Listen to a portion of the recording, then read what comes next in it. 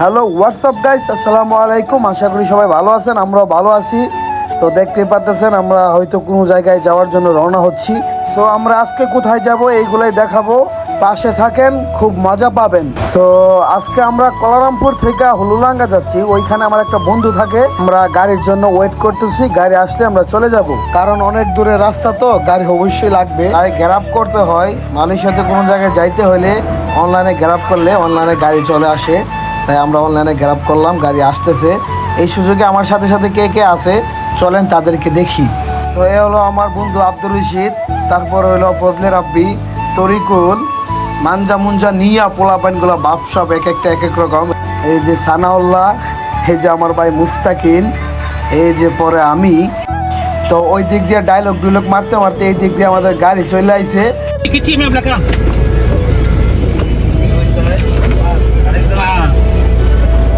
তারপরে আমরা সবাই গাড়িতে উঠতেছি, এখন রওনা দিব, চলে যাব হুলুলাঙ্গা।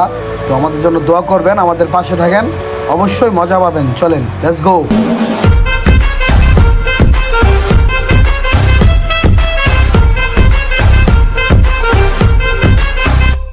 स्वैग से करेंगे सबका स्वागत। তারপর আমরা গাড়ির ভিতরে এনজয় করতে করতে মালাই ড্রাইভার আমার সাথে কথা বলতেছে, দেখেন কি বলে, শুনেন। Enam lelaki, perempuan tak ada, perempuan cucu saja. Anak punya anak saja. Nombor satu anak ni punya anak. Enam. Alhamdulillah. Nombor satu, nombor dua kerja bisnes. Dia bikin sendiri bisnes. So, nombor tiga, nombor empat twin. Dia lagi sekolah. Universiti lah. তারপর তার সাথে অনেক কথা বলার পরে সে বলতেছে, তোমরা এখানে কি কাজ করো? তো ভাবসাব নেও, আমরা মালয়েশিয়ান হয়েও এত কিছু করতে পারি না, তোমরা এক দেশে তার এক দেশে আইয়া যা কিছু করো, এরকম কিছুই কথা বলতেছিল। তার কথা আমার কাছে ভালো লাগতেছিল না। তারপর আর কিছু তার সাথে কথা বলি নাই, মানে সে আমাদেরকে দেখা খুব জ্বলতেছিল। যাই হোক, আমাদের চলো, আমরা চলবো। তো সুন্দর ভিউ দেখতে দেখতে যাইতেছি, খুব ভালো লাগতেছে। পাশে থাকেন, আপনারাও খুব মজা পাবেন। চলেন। সো গাইস, আমরা শহর থেকে গ্রামে ঢুকে গেছি, গ্রামের দৃশ্যগুলো দেখতেছি, খুব ভালো লাগতেছে। মালয়েশিয়াতে গ্রাম দেখতেছি, গ্রামের দৃশ্য খুবই সুন্দর। তো যাইতে যাইতে এক পর্যায়ে আমরা উঁচু উঁচু পাহাড়গুলো দেখতে পাই। খুব একটা মনের মাঝে ফিল হইতেছে যে আমরা সীতাকুণ্ড বা বাংলাদেশের কোনো পাহাড়ি এলাকায় যাইতেছি, খুব ভালো লাগতেছিল। রাস্তাঘাটও খুব সুন্দর, জানেনই তো মালয়েশিয়াতে কীরকম রাস্তাঘাট। তো পাহাড়ের ভিতরে আস্তে আস্তে ঢুকতেছি, খুবই ভালো লাগতেছে। আমাদের পাশে থাকেন। তো দেখতে দেখতে এক পর্যায়ে আমরা পাহাড়ে উঠে যাই। মালয়েশিয়ার কলারামপুরের ভিতরে যা কিছু আছে সব কিছু আমরা পাহাড়ের উপর থেকে দেখতেছি, খুবই ভালো লাগতেছিল। আবার ডরও লাগতেছিল, খুব প্যাচেলা রাস্তা ছিল, একবার এই কাইতে হয় একবার ওই কাইতে হয়, খুব বই করতেছিল। যাই হোক, মজার জন্য একটু কষ্ট পাইতেই হবে। তো চলেন গাইস।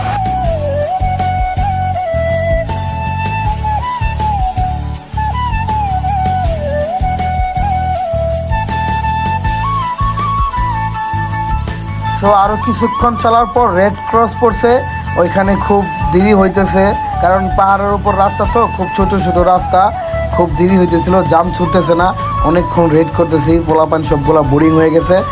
তো যাই হোক, এক পর্যায়ে জ্যাম ছুটে গেছে, তো আবারও চললাম। চলেন।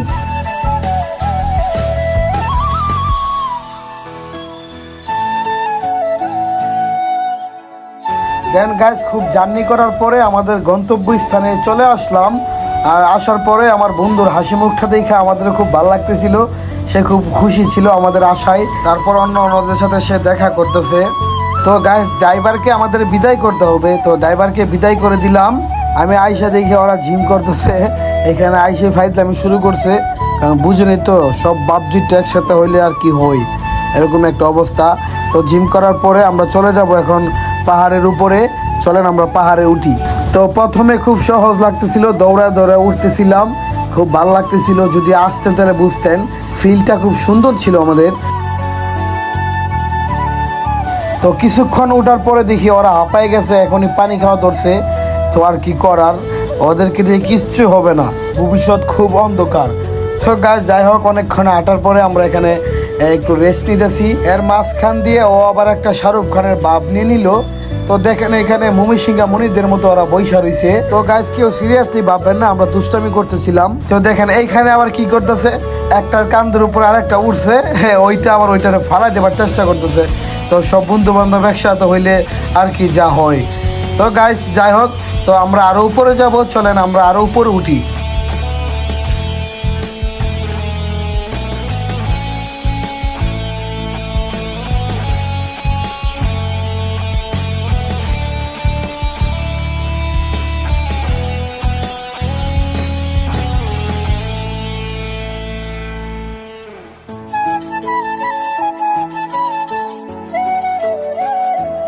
তো গাছ যত উপরে উঠতেছিলাম ততই ভালো লাগতেছিল, আকাশ দেখতেছি, ভিউ দেখতেছি, গাছপালা দেখতেছি, পাহাড় দেখতেছি, ফিলটা খুব সুন্দর ছিল আমাদের।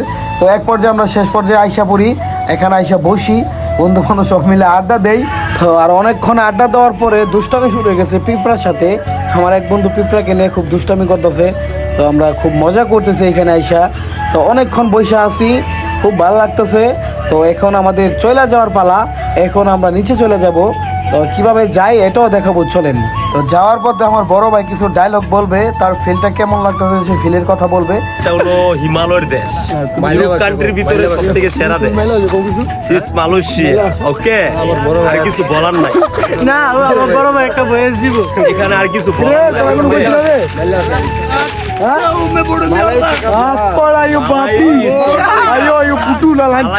তো গাইস আমরা এক পর্যায়ে নিচে নেমে যাই।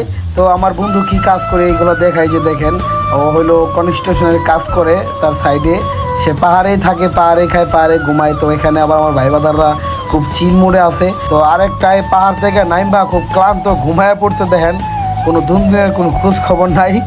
তো ওর বাসার সাথেই মনে করেন যে রাস্তা, পাহাড়, এই খুব সুন্দর একটা জায়গা। এখানে যদি আসতেন তাহলে বুঝতেন যে ফিল্ডটা কি সুন্দর। তো এখন আমরা চলে যাব।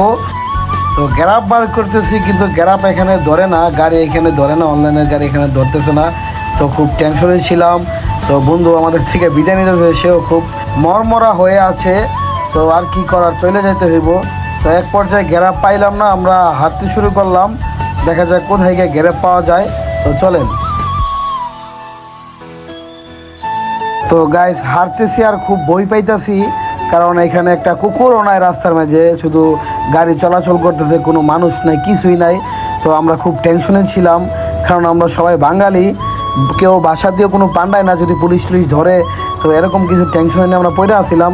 তো চিন্তার মাঝে হাঁটতেছি, হাঁটতে হাঁটতে কোনো গ্যারাপও ধরতেছে না। তো খুবই টেনশনে ছিলাম গাইস। তো দেখা যাক কি করা যায়, আরও সামনে যাই, চলেন। তো গাইস আর অনেকক্ষণ হাঁটার পরও গ্যারাপ পাই নাই, খুব টেনশনে ছিলাম, সন্দেহ হয়ে যেতেছে। তার ভিতরে মালয়েশিয়ান 10-12টা পোলা পানাইছিল মটন নিয়ে আমাদের দেখা তারা ব্রেক করছে, আবার গাড়িগুলো ঘুরাইছে, আমাদের সামনে দিয়ে গেছে, আমরা তাদের দিকে তাকাই নাই, খুব ভয় পাইছিলাম গাইস। তো এখনও বইয়ের ভিতরে আছি, হাঁটতেছি, কোনো গাড়ি ঘোড়ার কোনো খোঁজ খবর পাইতেছি না। তো আর কি করার, আল্লাহ আল্লাহ থাকতেছি। তো এরকম একটা টেনশনে। তো মানুষকে জিজ্ঞাইতেছি, মানুষ বলতেছে একটু সামনে যাও, সামনে যাও। তো গ্যারাপার পাইতেছি না, গ্যারাপে ধরতেছে না, খুব টেনশনে ছিলাম গাইস। প্রত্যেকটা পোলা পায়না একদম বোরিং হয়ে গেছে গাইস, হাঁটতে হাঁটতে এবং টেনশনে। তো গাইস দেখি আল্লাহ কি করে, সামনে যাই। তো চলেন। কিন্তু সত্যি কথা গাইস, আমাদের জীবনে এরকম বই কখনো পাই নাই, আজকে যে বইটা পাইছি। তারপরে কিছুক্ষণ পরে একটা গাড়ি পাইলাম, গ্যারাপ ধরছে। তারপরে দেখি সে আবার কিরকম একটা মানুষ, তার নিজের শরীরে নিজে থাপ্পড় দেয়, জোরে জোরে গান বাজায়, মানে অন্যরকম একটা ফিল। তাকে দেখেও বই পাইতেছিলাম। তো এরকম একটা মাইঙ্গের সে মধ্যে পড়ে আসছিলাম গাইস, খুব খারাপ লাগছিল এবং খুব বিরক্তহীন লাগছিল। তো গাইস আমাদের বাসার সামনে আমরা চলে আইছি। তারপরও দেখেন সে কি গান লাগাইছে আর কি গান শুনতেছে, দেখেন।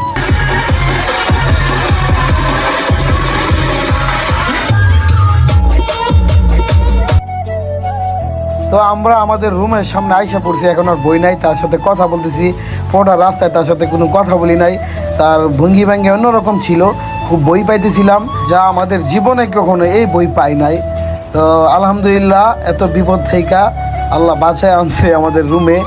তো এতটুকু ভিডিও গাইস, আর ভালো লাগলে লাইক করবেন, শেয়ার করবেন, কমেন্ট করবেন, আপনাদের মতামত জানাবেন। বাই বাই, গুড বাই, আমাদের জন্য দোয়া করবেন। আসসালামু আলাইকুম।